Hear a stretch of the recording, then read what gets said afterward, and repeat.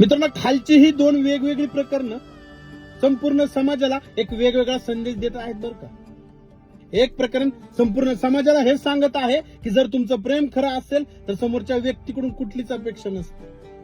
आणि दुसरं प्रकरण संपूर्ण समाजाला हे सांगते जर तुम्ही अपेक्षेसाठी आणि स्वार्थासाठी प्रेम केलं असेल तर ते प्रेम नसतं.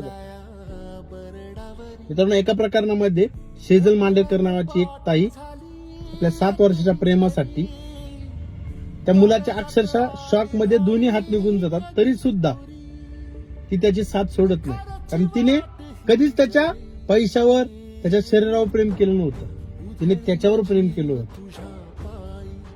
आणि दुसरं प्रकरण हे सांगतंय की जर तुम्ही कुठली अपेक्षा ठेवून प्रेमाच्या आड पैशाची मागणी करत असताल, पैशासाठी स्वार्थाचं प्रेम दाखवत असताल तर ते प्रेम हे कधीच टिकत नसतं बरं का. आणि त्या व्यक्तीला तुमच्यावर कधीच प्रेम होत नसतं. सांगायचंय मला या दोन प्रकरणात सगळ्यांना फक्त एवढंच की समोरचा व्यक्ती तुमच्यावर प्रेम करतो पण कशासाठी करतो हे ओळखणं गरजेचं असतं.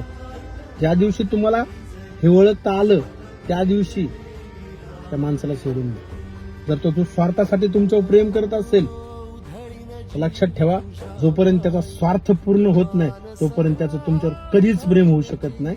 हे काळ्या दगडावरची एक पांढरी रेख आहे.